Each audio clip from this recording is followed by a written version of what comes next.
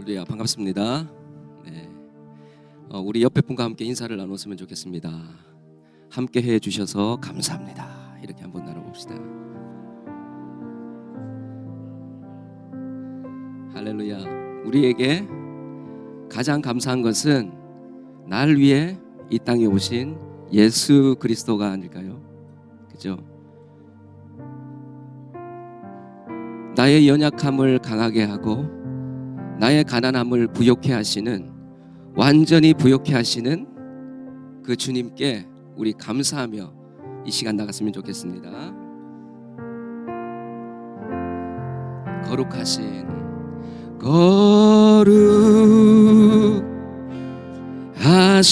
하나님 주께 감사드리세. 날 위해 이 땅에 오신 독생자 예수, 나의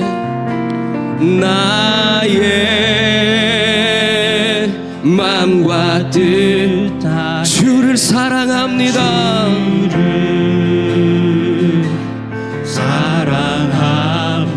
날 위해 이 땅에 오신 독생자 예수, 내가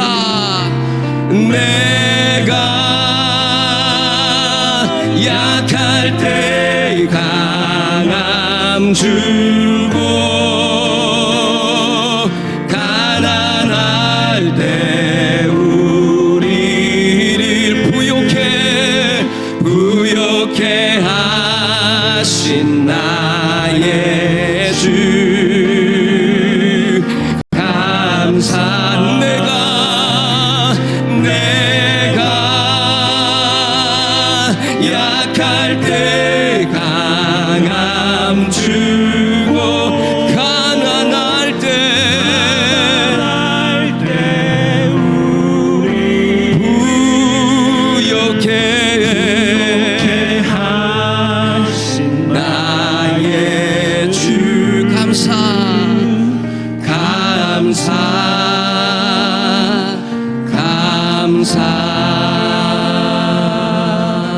우리 다시 한번 나갑시다. 거룩하신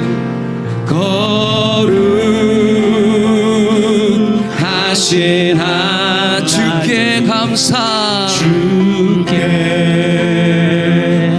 감사드리세. 날 위해 이 땅에 오신 독생자 예수, 나의 마음과 뜻 다해 주를 사랑합니. 날 위해 이 땅에 오신 독생자. 우리 다 함께 내가 약할 때 강함 주고 가난할 때 우리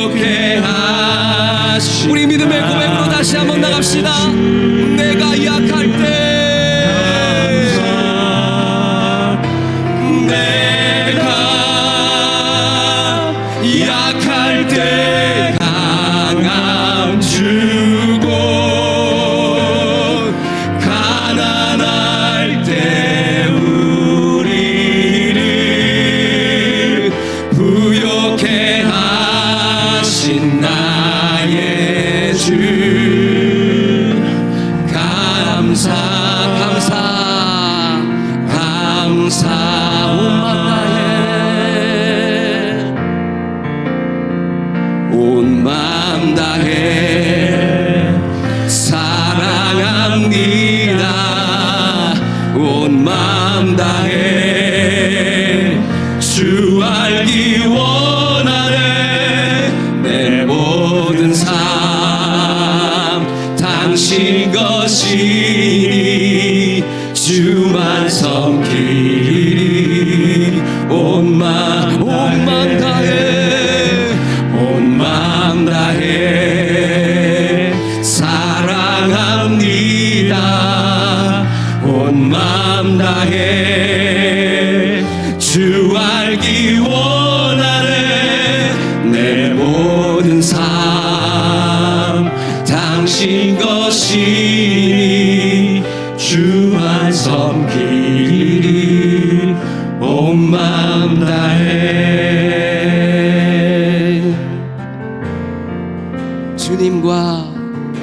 주님과 함께하는 이 고요한 시간, 주님의 보좌 앞에 내 마음을 쏟네. 모든 것 아시는 주님께 감출 것 없네. 내 맘과 정성 다해 주 바라나이다. 나 염려하잖아도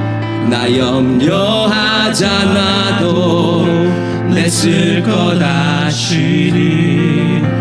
나 오직 주의 얼굴 구하게 하소서. 다 이해할 수 없을 때라도 감사하며 날마다 순종하며 주 따르오리다. 온 맘 다해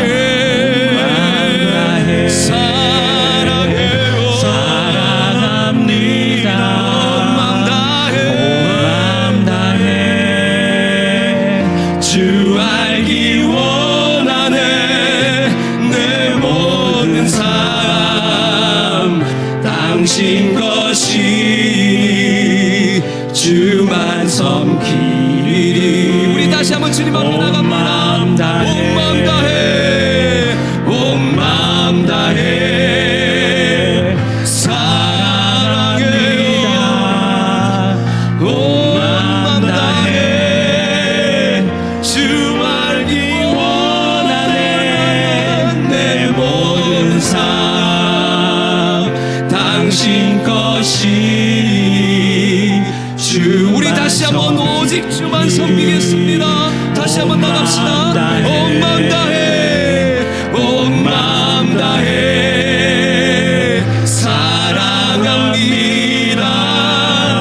온 마음 다해 주 알기 원하네. 내 모든 삶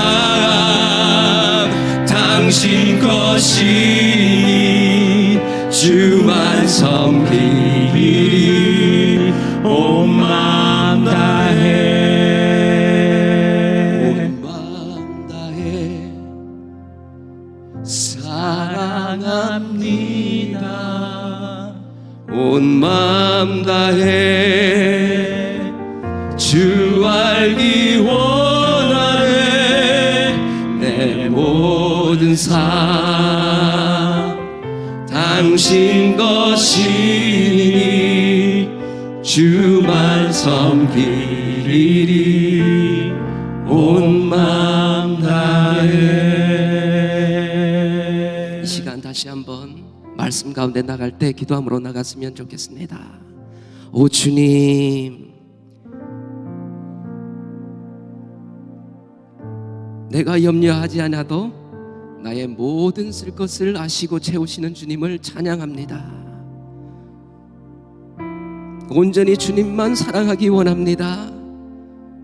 나의 모든 정성과 모든 것과 모든 생명을 들여 주님을 사랑하기를 원합니다. 주님, 쳇바퀴 돌듯이 하나님으로부터 멀어지려고 하고 게으르고 나태한 주님, 우리를 긍휼히 여겨 주시옵소서. 하나님, 그 쳇바퀴 돌듯 하는 불신앙을 끊게 하여 주시고 오직 주님 앞에 온전한 믿음으로 다시 한번 설 수 있도록 성령이여 우리의 연약한 무릎을 세워 주시옵소서. 다가게 하여 주시옵소서. 이 시간 우리의 온 마음을 다해 주님을 섬기는 그러한 우리의 삶 될 수 있도록 우리 기도하면서 주님 앞에 나갑시다. 기도하겠습니다. 오 주님, 오 아버지, 하나님 나의 모든 하나님을 도모하려고 하는 그러한 많은 것들을 주님 앞에 내려놓습니다. 하나님께 대하여서 콘크리트를 치고 있는 나의 모든 벽들을 주님 성령의 능력으로 하나님 그것들을 허물어주기를 원합니다. 이 시간 가운데 임하여 주시옵소서. 말씀으로 임하여 주실 때에 오 주님 나의 모든 삶들이 주여 주께서 기뻐하시는 삶으로 변화될 수 있도록 주여 변화시켜 주시옵소서.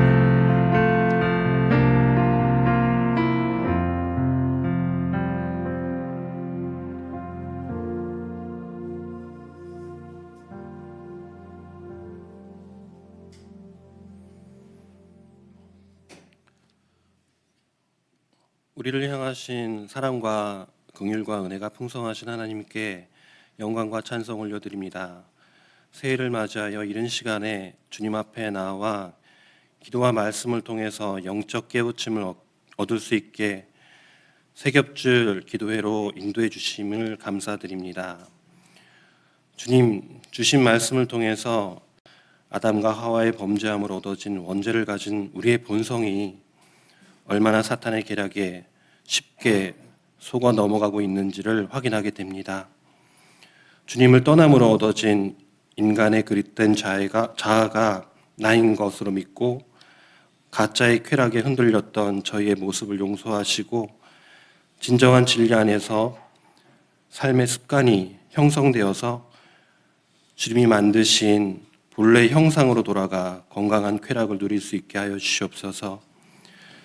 스스로를 주님 안에서 낮아졌다고 안주하지 말게 하시고 주님의 은혜 없이는 하루도 올바른 가치 안에서 거할 수 없는 연약함을 고백하며 주님께 더욱 다가가게 하옵소서.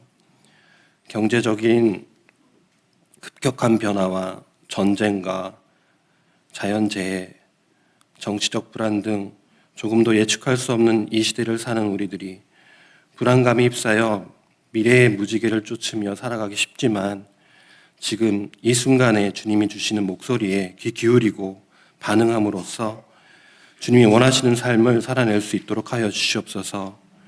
주님, 이 시간 기도하는 우리의 상황을 돌보아 주시옵소서.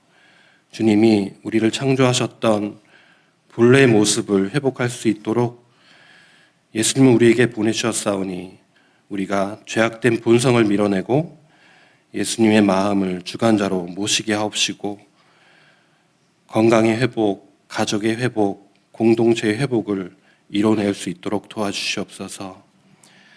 한 주간의 아침을 기도로 세우게 하신 주님께 영광을 돌리오며 우리를 사랑하시되 어떤 상황에서도 끝까지 사랑하시는 예수 그리스도의 이름으로 기도드립니다. 아멘.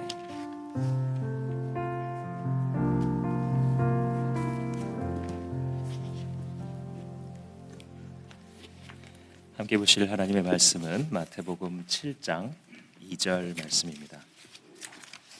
같이 읽겠습니다. 너희가 비판하는 그 비판으로 너희가 비판을 받을 것이요 너희가 헤아리는 그 헤아림으로 너희가 헤아림을 받을 것이니라. 아멘. 오늘 영적 분별력 6번째 시간입니다. 그 중에서 오늘 16, 17, 18장 함께 나누도록 하겠습니다. 그림 보면서 시작하도록 하겠습니다. 1976년도에 파리의 심판이라고 하는 굉장히 유명해진 한 사건이 있었습니다. 미국을 여행하던 한 프랑스의 와인 전문가가 이 맛도 꽤 괜찮은데 하고 재미있는 실험을 하기로 했는데 그것은 1000년 동안 권위를 인정받아온 최고급 포도주라고 하는 프랑스의 포도주와 이제 전혀 알려지지도 않은 싸구려 와인 취급을 받던 이 미국 캘리포니아의 포도주를 비교하기로 한 것입니다. 심사위원 11명을 모셨는데 그중에 9명이 프랑스인이었고 누구나 할 것 없이 최고의 포도주 그러면 프랑스를 꼽아왔기 때문에 프랑스가 압도적으로 승리할 것이다 이렇게 예상을 했습니다. 다만 공정성을 위해서 그 포도주를 따를 때 포도주에 있는 라벨과 이름을 가려서 맛만으로 평가하도록 했습니다.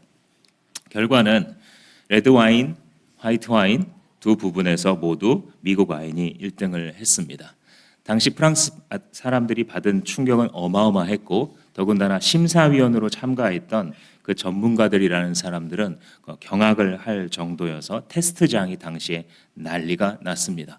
점수를 매겼었던 그 점수표를 다시 돌려달라고 우기면서 그것을 찢어버리려고 하는 등 혹은 음모론을 제기하는 등 이 한때 굉장히 시끄러웠고 더 타임스 기자가 거기에 있어서 이를 보도하면서 전 세계적인 사건이 되고 맙니다. 어떤 한 가지 상품이나 가치를 평가하는 사람들이 늘 있습니다. 평가사, 감정사, 감별사 여러 가지 이름들을 가지고 있는데 사단은 우리를 넘어뜨릴 때 우리로 하여금 주님의 학생이 아니라 교회의 감별사가 만드는 전략을 써서 하나님 앞에 겸손하게 성장하지 못하도록 하는 전술을 쓴다라고 C.S. 루이스가 오늘 이 책을 통해서 우리에게 가르쳐 주고 있습니다. 우리 첫 번째 한번 따라 하시겠습니다. 인간을 교회 감별사로 만들도록. 네, 이게 오늘 첫 번째 살펴볼 사단의 전략입니다. 상황은 어떠냐면 16장을 시작하면서 이 신자가 회심을 했어요. 그리고 교회를 다니는데 계속 한 교회만 나가는 상황을 굉장히 못마땅해 합니다. 이 고참 악마가. 그러면서 야, 너 어떻게 했길래 자기 교회에 그다지 만족하지 않고 있는데도 불구하고 거기에 충실히 다니도록 놓아두었느냐 하고 신창망마를 꾸짖습니다. 그래서 교회 다니는 것을 못 막을 것 같으면 최소한 나한테 맞는 교회를 찾아 헤매게 만들라고 이렇게 충고를 합니다. 우리 다음 그림 한번 보시겠습니다. 함께 읽겠습니다. 교회 출석이라는 증세가 나아지지 않을 시에는 차선책으로 자기에게 맞는 교회를 찾아 주변을 헤매다가 결국은 교회 감별사 내지 감정가가 되게 해야 한다. 어차피 교회를 다니는 걸 못 막을 것 같으면 나에게 맞는 교회가 어딜까? 이것을 계속 찾아서 헤매게 다녀야 된다. 그래야 되는 이유는 나에게 맞는 교회를 찾아다니다 보면 학생이 아니라 비평가로서 신앙생활을 하게 되고 교회에서 벌어지는 일과 동료 신자들을 늘 비평의 태도에 머물러 신앙생활을 할 수 있게 만들기 때문이다라고 합니다. 결국은 무엇이냐면 교회라는 것은 어저께도 다룬 것처럼 성령의 하나 되게 하신 공동체인데 거기에 균열을 내는 겁니다. 현실의 교회에 있는 이런저런 면들에 대해서 계속 비판하게 만드는 겁니다. 현실의 교인들에게서 보이는 이런저런 면을 계속 품평하게 만드는 것입니다. 이것은 자기의를 자극하는 것이죠. 나는 뭐가 옳은지 알아. 나는 이런 것들을 분별할 수 있어. 그래서 감별사처럼 교회를 바라보는 그 시각 자체가 교회에 이루어지고 있는 것들은 뭐가 옳고 뭐가 그러고 뭐가 잘 되고 있고 뭐가 잘못되고 있는지 자기가 모두 감별할 수 있는 것처럼 하는 것이 매우 분별력 있는 신자인 것처럼 스스로 굳게 믿게 만든다는 것입니다. 그렇지만 실상은 교회 감별사가 돼서 주님이 하나 되게 하신 그 공동체의 하나됨을 해치고 있을 따름이죠. 사실 하나님께서 원하시는 태도는 이런 태도가 아닙니다. 평범한 예수 그리스도를 살아가는 신자들에게 하나님께서 원하신 것은 무엇이냐면 한편으로는 매우 비판적이에요. 어떤 면에서 그러냐면 악한 것과 거짓을 단호하게 거절하는 면에 있어서 매우 비판적입니다. 그러나 또한 동시에 매우 무비판적이길 원하시는데 그것은 무엇이냐면 영적 성장을 위해서 하나님께서 현실의 교회를 통해서 나에게 공급하시는 것에 대해서는 추워도 토를 달지 않고 겸손하게 순종하며 따라간다는 면에 있어서는 정말 무비판적이어 보이기를 주님 원하신다는 겁니다. 이 고참악마 스크루테이프에 따르자면 그런 태도를 가지게 되면 설교자가 아무리 평범한 말을 하는데도 영혼이 흔들리는 감동을 가지고 신앙생활을 한다는 것입니다. 왜냐하면 거기에 진리에 반응하는 신앙의 태도를 가졌기 때문에 분명히 평범한 교회를 다니는 것 같은데 용사가 태어나는 것입니다. 종종 목회를 하다 보면 그런 걸 깨달을 때가 있습니다. 어느 교회 다니셨어요? 이름을 대도 잘 모르실 거예요. 작은 교회 이름을 말하는데 시간이 지나가 보면 이분처럼 교회를 정말 사랑하고 충성스러운 사람을 내가 또 만나본 일이 있는가 싶은, 하나님의 사람들은 자기가 다니는 그 교회가 평범하다 할지라도 하나님께서 그 평범한 나에게 주신 그 교회를 통해서 나를 영적으로 공급하시고 자라나게 하시는 것에 대해서 정말 수용하는 겸손한 마음을 가지고 있기 때문에 이런 일이 현실에서 늘 벌어지는 것을 보고 있습니다. 재미있는 장면이 하나 나오는데 마귀들이 교회 추천을 합니다. 2개의 교회를 추천을 합니다. 네가 맡고 있는 환자 집 근처에서 가까운 교회를 찾아봤는데 2개 정도를 추천할 만하다. 첫 번째 교회는 큰 부담 없이 다닐 수 있는 교회입니다. 이 교회에서는 목사가, 설교자가 설교를 할 때에 우리 교회는 의심 많은 사람들도 있고 사회적으로 지적으로 뛰어난 사람들도 많고 해서 사람들이 불편해하는 기독교 교리를 많이 물을 타서 전달해야겠다라고 하는 어떤 목회관을 가지고 있는 그런 목사의 교회입니다.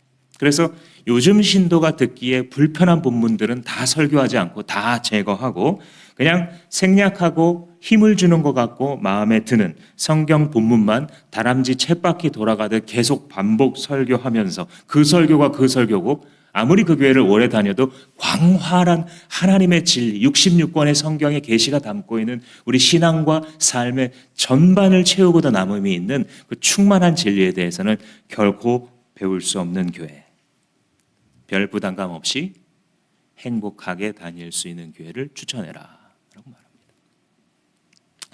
2번째 추천하는, 막마가 추천하는 2번째 교회는 자기 의를 내세우는 것이 문화인 교회입니다. 우리 교회는 오라. 우리 교회는 다른 곳보다 오라.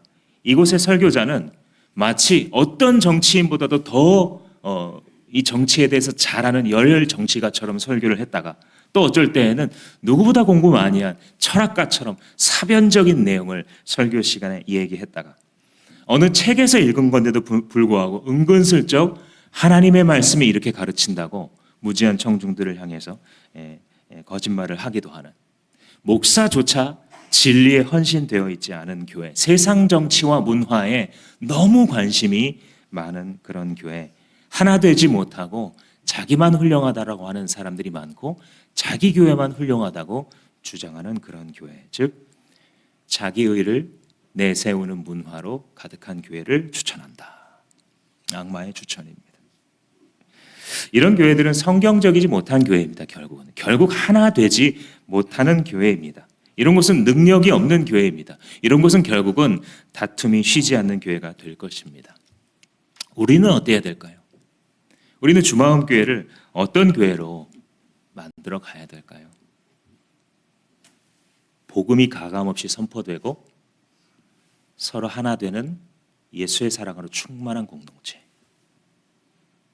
주님의 계시하신 성경의 진리, 우리가 역사적 기독교가 단 한 번도 부인하지 않고 믿어왔던, 현대 교회가 오기 전까지는 흔들림 없이 믿어왔던 기독교의 교리가 가감없이 가르쳐지고 성경 하나됨을 소중히 하는 그런 문화, 자기를 낮출 줄 아는 문화, 억울한 일을 당해도 교회를 위해서, 때로는 자존심이 상하는 일이 있는데도 교회를 사랑함으로써 오래 참음으로 서로를 대하고 세워가는 그런 교회로 만들어가야 할 것입니다. 첫 번째 우리가 오늘 또 살펴본 이 사단의 전술은 인간을 교회의 감별사로 만드는 전술입니다. 2번째 한번 따라 하시겠습니다. 탐식하도록 까탈스러워지도록. 먹는 게 마귀의 전략이냐 싶은 분들이 많을 겁니다. 이 고참 악마가 신참 악마에게 타박을 하면서 너는 탐식의 위력을 아직도 모른다고 공부 좀 하라는 얘기를 합니다. 지난 100년 동안 가장 큰 성과는 교회가 더 이상 먹는 것에 대한 탐식에 관한 인류의 양심을 일깨우는 설교를 하지 않도록 만든 게 가장 큰 성과 중에 하나다. 이런 말을 합니다. 우리 다음 그림 한번 보실까요? 함께 읽습니다. 아무리 훑어보아도 탐식에 대해 설교한다거나 탐식 때문에 가책을 느끼는 경우를 찾아보기 힘들지. 이게 다 맛있는 걸 찾아 먹는데 욕심을 부리도록 총력을 집중한 결과입니다. 핵심은 욕심입니다. 욕심. 먹고 사는 즐거움은 하나님이 주셨죠. 그런데 마귀는 항상 하나님이 주신 쾌락이라는 것을 비틀어 하나님이 원하시지 않는 때와 장소에 하나님께서 원하시지 않는 수준만큼 욕심으로 부리도록 하나님의 쾌락을 비틀어 마귀의 것인 것처럼 사용한다 그랬죠. 먹는 것의 문제도 그렇다라는 것입니다. 성경을 읽어가다 보면 성경에 매우 자주 등장하는데 설교단상에서 좀처럼 등장하지 않는 주제가 바로 음식에 관련된 것입니다. 잠언 같은 것을 읽어보면 바로 느낄 수 있게 되죠. 사람이 사실 평생 음식 혹은 이런 어떤 자신의 감각을 부추기는 이런 관능의 노예로 살아간다는 것을 만약 성령께서 우리에게 깨닫게 하시면 야, 내가 평생 이렇게 살아왔구나 라고 놀랄 만한 사람들이 많이 있습니다. 마귀는 우리의 먹는 것에 대한 그리고 우리의 감각에 대한 욕구를 지나치게 부추겨서 한편으로는 먹는 것을 절제하지 못하도록 하거나 또 한편으로는 하나님께서 주신 음식을 감사할 줄 모르고 까탈스럽게 굴면서 먹는 것을 가지고 불평하고 다투는 이런 것으로 사소해 보이지만 그런 존재로 우리를 만들어 간다라는 것입니다. 세계의 진미다, 3대 요리, 5대 요리, 10대 요리 하는 것들을 보면 그 중에 꽤 아주 잔인하게 요리가 준비되는 경우들이 있습니다. 프랑스가 문화유산으로 법률로 지정해 놓았다는 푸아그라라는 요리를 많이 들어보셨을 겁니다. 어린 거위의 목구멍을 벌리고 묶어놓은 상태로 파이프를 입에 집어넣어 위장까지 연결한 다음 물에 불린 옥수수를 하루 종일 집어넣습니다. 그냥 잘 안 들어갈 것 같으면 옥수수를 집어넣고 물을 집어넣어서 내려가게 하고 옥수수를 집어넣고 물을 집어넣는 것을 반복하다 보면 이 지방이 축적되어 지방간이 되고 정상적인 거위의 간의 10배까지 부풀어 오르게 되었을 때 그 간을 꺼내어 요리하는 요리가 푸아그라입니다. 서양만 그런 것이 아닙니다. 중국 베이징에 카오야짱이라고 하는 오리 요리가 있습니다. 아주 새끼 요리에 발바닥에 양념을 바른 다음 살짝 달궈져 있는 철판에 올리고 불을 계속해서 가열하게 되면 오리가 뜨거워서 펄쩍펄쩍 뛰어다니게 됩니다. 화상을 입으면서 균열이 생기니까 그 안으로 양념이 맛있게 잘 배어든다고 합니다. 펄쩍펄쩍 뛰어다니다가 오리가 살아있는 채로 발이 다 구워지면 그때 그 발을 잘라 내놓는 요리이고 이것은 아주 극진히 대접하는 진미에 해당하는 요리다라는 것입니다. 탐식은 인간을 악마로 만들어 가는 것이죠.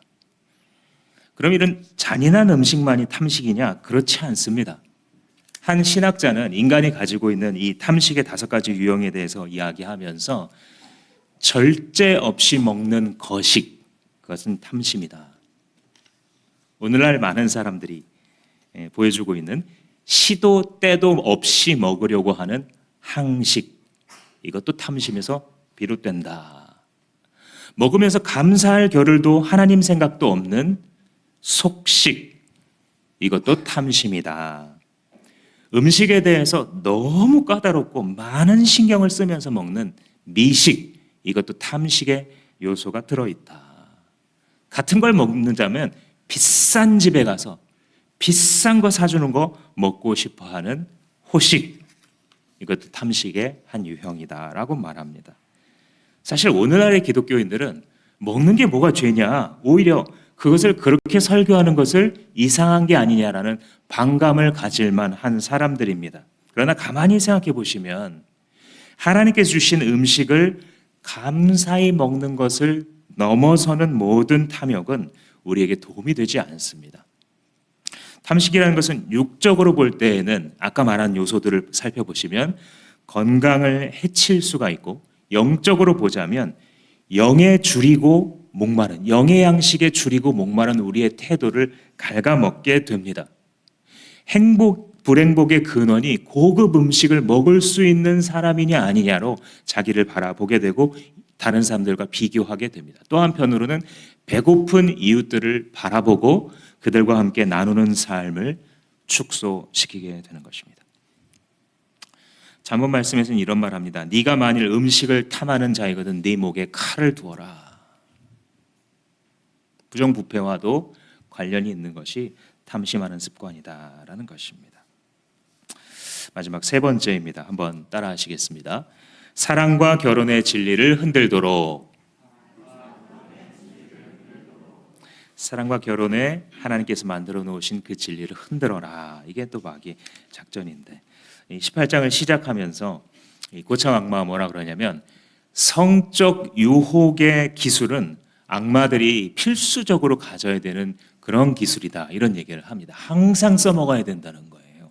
사랑을 가지고 사람들을 흔들고 사랑에 대한 잘못된 관념을 가지고 사람들을 혼란을 일으키게 만들고 성적인 것을 하나님께 주신 것 넘어서서 과도하게 무분별하게 사용하게 만들라는 것이죠. 일상의 기술이라는 겁니다. 이게 사실 하나님께서는 이 성의 욕구를 철저히 다스리는 삶을 살거나 아니면 그 성의 욕구를 감지하고 일부 일처제로 한 사람에게 언약해서 영구히 그것을 즐기거나 둘 중에 하나 외에는 이 두 개 외에는 선택권을 주시지 않았습니다. 근데 마귀는 이 둘 다를 공격합니다. 성의 욕구를 다스리는 것을 아주 어렵게 만들어 왔습니다. 한 사람에게 헌신해서 정결한 결혼 생활을 이어가는 것도 아주 어렵게 만들고 있습니다. 이것은 왜 그러냐면 근원적으로는 아담과 하와 이후로 사람들은 이 유혹을 이길 능력을 잃어버렸기 때문입니다. C.S. 루이스에 따르자면 마귀가 이 공작을 어떻게 해왔냐면 수세기 동안 작가들을 통해서 해왔다는 겁니다. 당시에는 시와 소설이 가장 유명한 가장 영향력 있는 매체였고 오늘날로 따지자면 드라마, 영화 아무튼 이런 것들을 사랑과 성과 결혼에 대한 관념들을 동시대인들에게 주입할 수 있는 위치에 있는 작가들을 많이 활용해 왔는데 그 핵심 중에 핵심은 무엇이냐면 사랑이라고 하는 개념을 바꾸는 겁니다. 사랑이라는 개념을 저급화시키는 겁니다. 그래서 나 사랑하나 봐. 나 사랑에 빠졌나 봐라고 하는 흥분된 감정만이 결혼해야 하는 유일한 근거라고 믿게 만든다는 것입니다. 그리고 결혼한 후에도 그런 흥분된 상태가 지속될 수 있을 뿐만 아니라 지속되어야만 정상이라고 속인다는 것이죠. 그래서 그 상태가 지속되지 않는 결혼 생활은 더 이상 지속할 의미를 느끼지 못하도록 어느 방향으로 가는지 이해가 되십니까? 사람들이 하도 세뇌가 되니까 성경이 막상 주님의 말씀이 가르치는 결혼과 성과 사랑에 대한 가르침을 액면 그대로 읽기 시작하면 사람들이 충격을 받습니다. 정말 결혼이 이런 거냐고 되묻게 되어 있습니다. 사랑이 정말 이게 사랑이냐고 물어볼 정도로 사람들은 세상의 개념, 마귀의 공작에 세뇌되어 있는 것입니다. 세상의 사랑과 결혼의 개념은 하나님이 주신 사랑과 성의 개념, 결혼의 개념과 아주 다릅니다. 주님께서 우리에게 가르치신 것은 무엇이냐면 사랑한다. 여러분들 이 개념을 하나님 개념을 배우는 학생이 되세요. 사랑한다라는 것은 무슨 뜻이냐면 상대방에게 변함없이 충성하겠다는 의지적 결단입니다. 상대방에게 변함없이 충실하겠다는 언약적 결단입니다.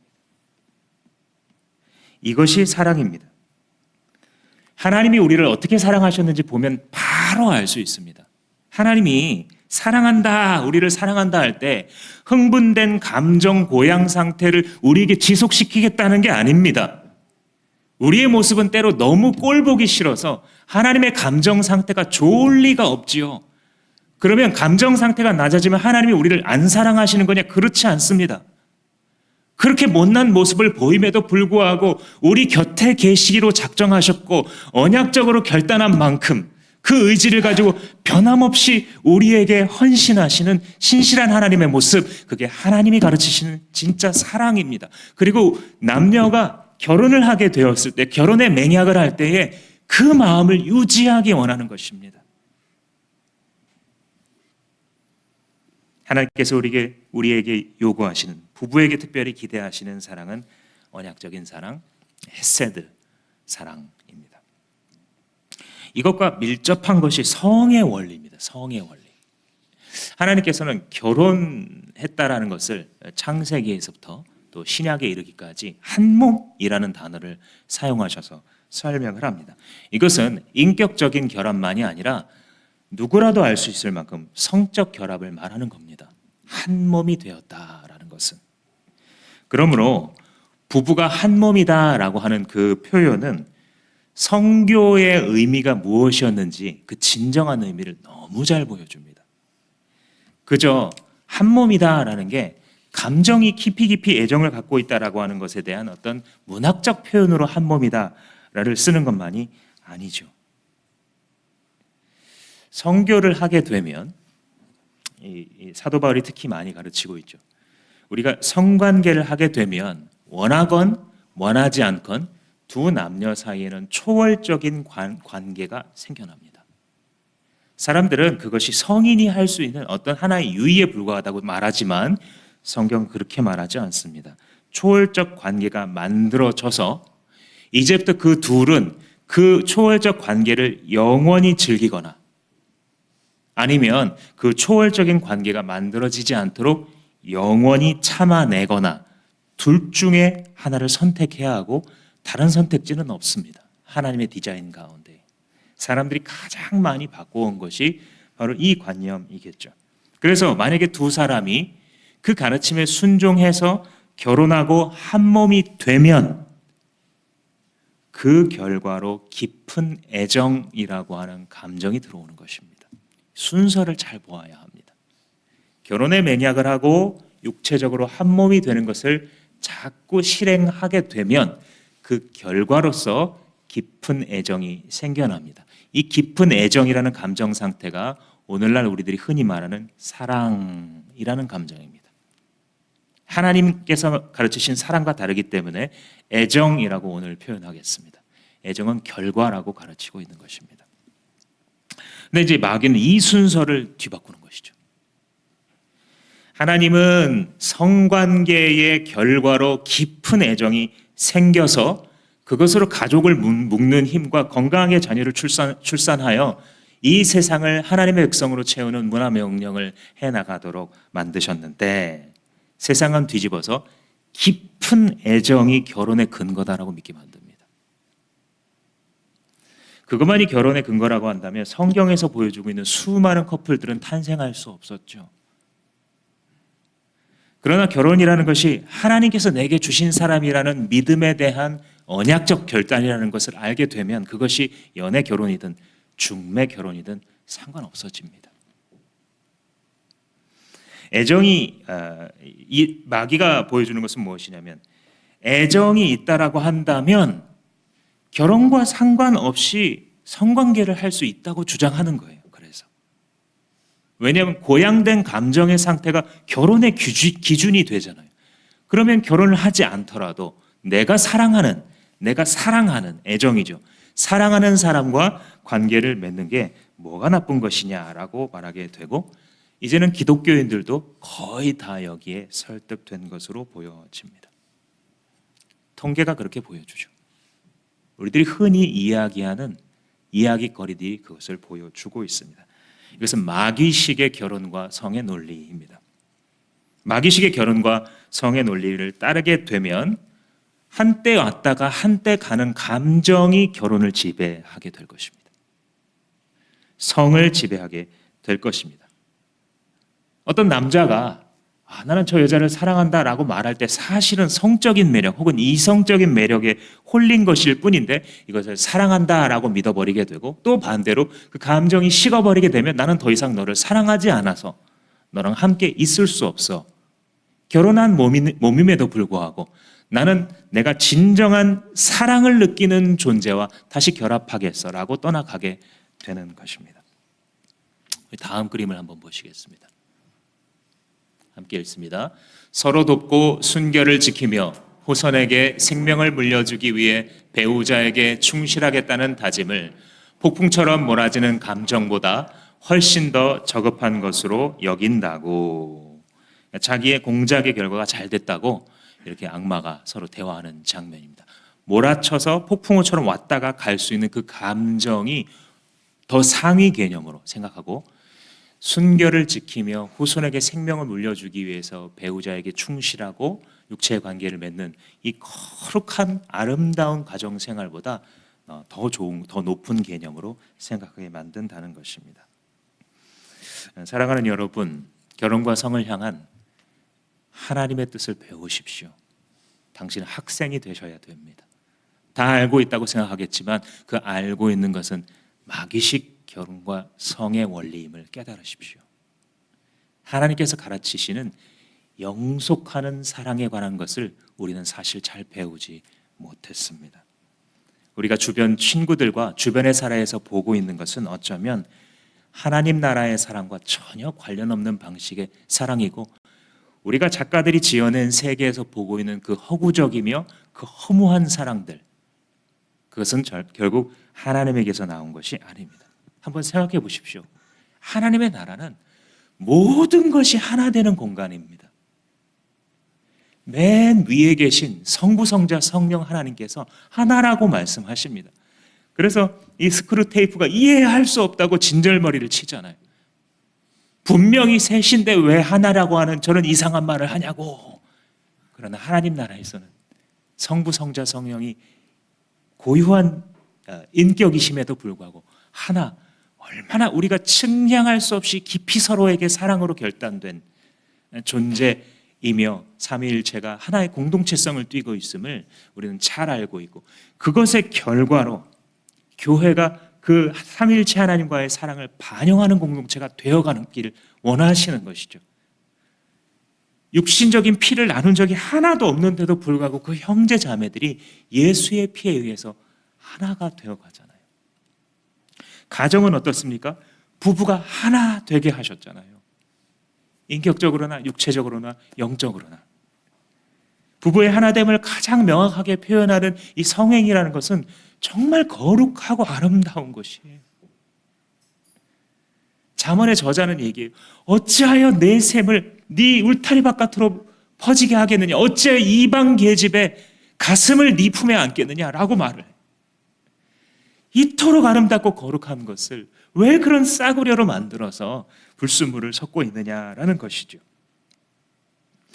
따라서 성의 결합은 거룩한 것이며 가정과 세대를 이어가게 하는 하나님의 영원한 지혜가 담겨있는 아름다운 통로인 것이죠. 마귀는 하나님께서 주신 이 아름다운 것을 부추겨서 세상에는 하나됨이 없다고 늘 말하기 시작합니다. 너는 결국 이 사람이 마음에 안 들 거고, 너는 결국 이 공동체가 마음에 안 들 거고, 너는 너의 가정이 결국 마음에 안 들 거야. 너의 배우자도 너의 자식도 너의 동역자도 결국은 마음에 들지 않을 거야. 분열되고 분열되고 분열되고 분열되는 곳에 마귀가 반드시 있는 것입니다.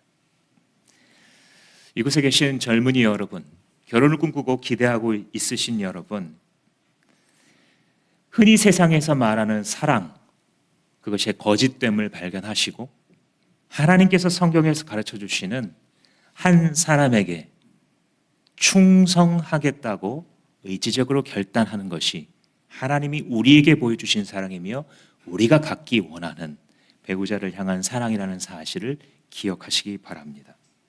사랑에 빠졌다라는 감정은 결혼해야 되는 충분한 이유가 되지 못합니다. 사랑에 빠졌다라는 감정은 나의 몸을 내어주어서 성행위를 할 근거는 더더욱 되지 않습니다. 애정이 있다는 이유로 결혼한 후에도 결혼 바깥에서 선교를 하게 되면, 혹은 결혼 전에 선교를 하게 되면 거기에 마귀의 다스림이 반드시 들어올 것입니다. 결혼은 감정 이상의 것이며 하나님의 언약적 사랑을 이 땅에서 주고받는 것이기 때문입니다. 이 시간 한번 기도하실 때에 이 세 가지 마귀의 전술, 그리고 그것을 뒤집어서 우리가 배운 하나님의 가치를 우리 마음속에 세우는 기도를 했으면 좋겠습니다. 하나님, 내가 교회의 평가자, 감별사가 되지 말게 하시고 지체가 되게 하시옵소서. 나 때문에 하나됨이 더욱더 지켜지는 그런 겸손한 지체로 주님 나를 삼아 주옵소서. 하나님, 탐식자가 되게 하지 마시옵소서. 먹는 즐거움을 선물 받은 자답게 품위 있게 살아가며 음식 있음에 감사할 줄 아는 단순한 삶 살게 해 주십시오. 결혼과 성과 사랑에 대해서 세상의 것으로 쩌려진 나의 가치관을 성령으로 바꿔주셔서 하나님의 정의로 바꾸어 주시옵소서.